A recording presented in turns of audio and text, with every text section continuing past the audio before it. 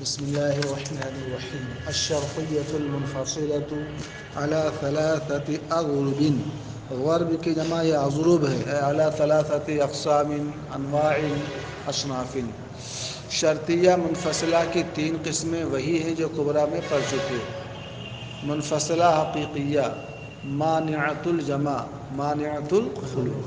منفصلہ حقیقیہ کہتے ہیں جس میں صدق اور کذب دونوں میں تنافی ہے. تو منفصلہ حقیقیہ موجبہ کے اندر صدق اور کذب دونوں میں تنافی ہو، اور منفصلہ حقیقیہ سالبہ میں صدق اور کذب دونوں میں عدم تنافی ہو، یعنی تنافی نہ ہو. صدق اور کذب میں تنافی ہونے کا مطلب یہ ہے کہ ایک ساتھ نہ دونوں صادق ہوں نہ ایک ساتھ دونوں کاذب ہوں. کل میں نے بتایا تھا کہ کسی عدد پر جفت اور طاق ایک ساتھ دونوں صادق نہیں، اور یہ بھی نہیں ہو سکتا ہے کہ نہ جفت ہو اور نہ طاق، کوئی ایک ہوگا. بات سمجھ میں آ گئی. اور عدم تنافی ہو، بات سمجھ میں آ گئی. جیسے بتایا تھا یہ عدد یا تو جفت ہوگا یا برابر برابر بٹے گا، تو عدد کے جفت ہونے اور برابر ہونے میں تنافی ہے؟ تنافی نہیں. بات سمجھ میں آ گئی. ایک قسم سمجھو، لأنها إن حكم فيها بالتنافي أو بعدمه، موجبہ میں تنافی کا حکم ہوگا اور سالبہ میں عدم تنافی کا. ٹھیک ہے. اب حقیقیہ میں صدق اور کذب دونوں میں تنافی یا عدم تنافی کا حکم ہوگا، اس لیے کہ اگر اس میں تنافی یا عدم تنافی کا حکم ہے بین النسبتین، دو نسبتوں کے درمیان، دو نسبتوں کے درمیان تنافی یا عدم تنافی کا حکم ہے، کس چیز میں؟ فی الصدق والکذب معاً، صدق اور کذب دونوں میں. کانت المنفصلۃ حقیقیۃ، تو منفصلہ کیا کہلائے گا؟ حقیقیہ کہلائے گا. بات سمجھ رہے ہو؟ اگر منفصلہ حقیقیہ موجبہ ہے تو صدق اور کذب دونوں میں تنافی ہوگی. ٹھیک ہے، کہ دونوں ایک ساتھ نہ صادق نہ دونوں ایک ساتھ کاذب. اور سالبہ ہے تو صدق اور کذب دونوں میں عدم تنافی.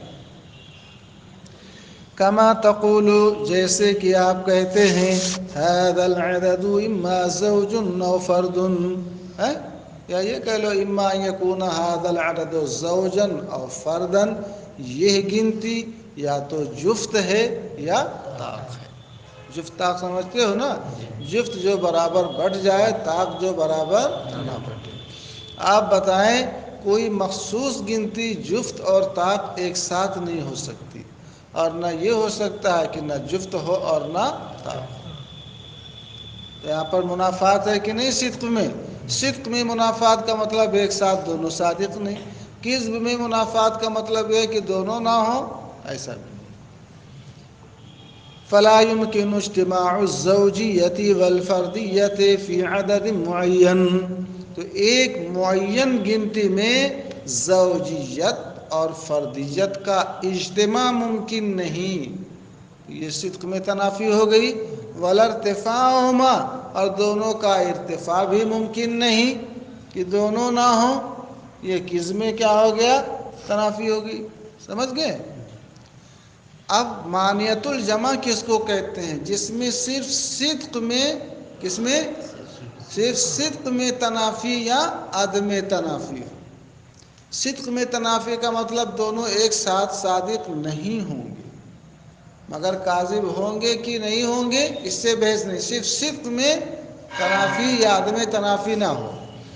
وَإِنْ حُكِمَ بِالتَّنَافِي وَبِعَدَمِهِ صِدْقًا فَقَطْ، اور اگر تنافی یا عدم تنافی کا حکم صرف صدق میں ہو، کانت مانعۃ الجمع، تو کیا کہلائے گا؟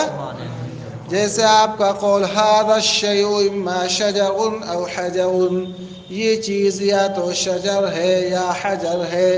شجر نامی ہے اور حجر غیر نامی ہے، تو یہ کہہ سکتے ہو کہ یہ شجر بھی ہے حجر بھی ہے؟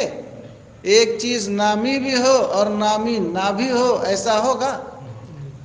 بات سمجھ میں آ گئی. تو فرماتے ہیں فلا يمكن ان يكون شيء معين حجرا وشجرا معا، تو یہ ممکن نہیں کہ کوئی معین چیز حجر اور شجر دونوں ہو، کیونکہ حجر غیر نامی ہے، جماد ہے، اور شجر کیا ہے؟ نامی ہے، تو کوئی نامی جماد نہیں ہے، کوئی جماد نامی نہیں۔ سمجھ میں آ گئی بات؟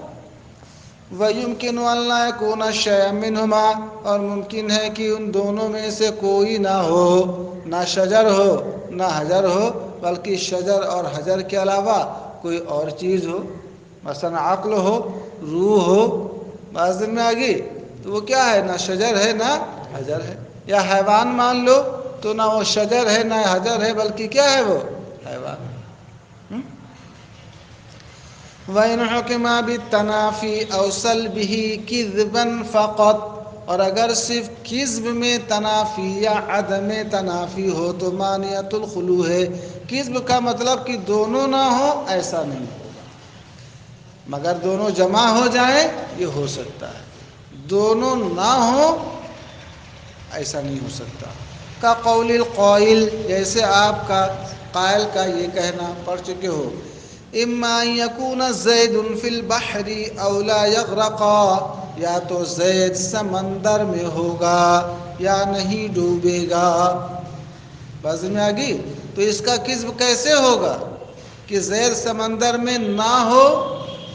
زید فی البحر کا کذب کیسے ہوگا؟ زید سمندر میں نہ ہو اور ڈوب جائے، ایسا ہو سکتا ہے؟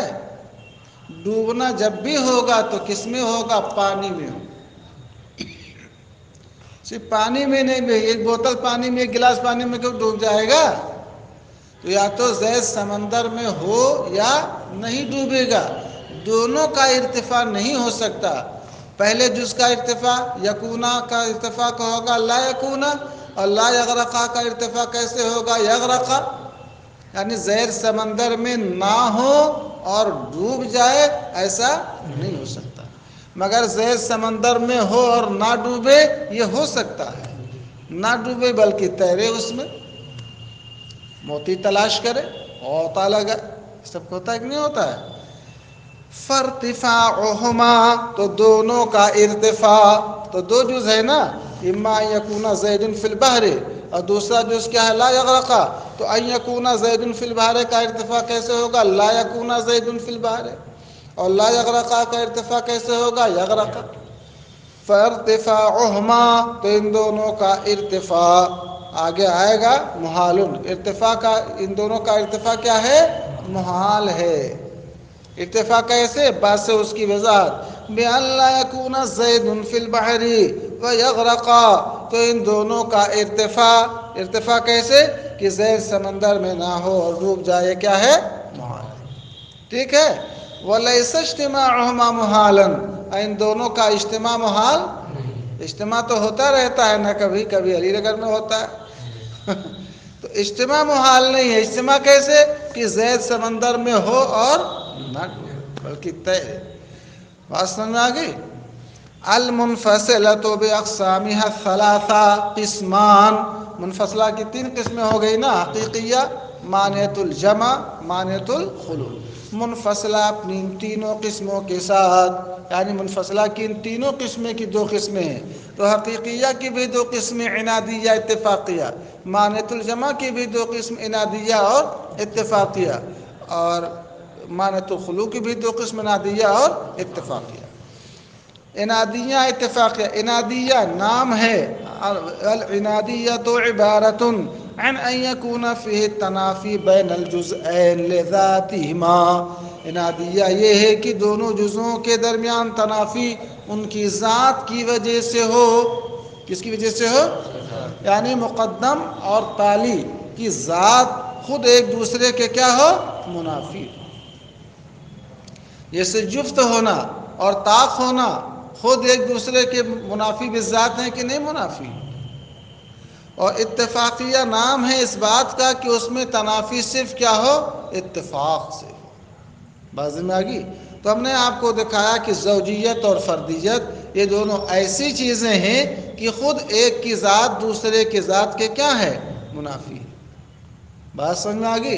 حار ہے، بارد ہے، خود ایک دوسرے کے بذات منافی ہیں کہ نہیں منافی ہیں؟ شجر ہے اور حجر ہے، جو شجر ہے وہ حجر نہیں، جو حجر ہے وہ شجر، دونوں کی ذات ایک دوسرے کے منافی ہے کہ نہیں منافی؟ بس میں کی اتفاقیہ پڑھ چکے ہو کہ اس میں بذات منافی نہ ہو بلکہ ایسا ہو جائے۔ چلو اتنا دیکھو، پھر آپ کو بتائیں گے۔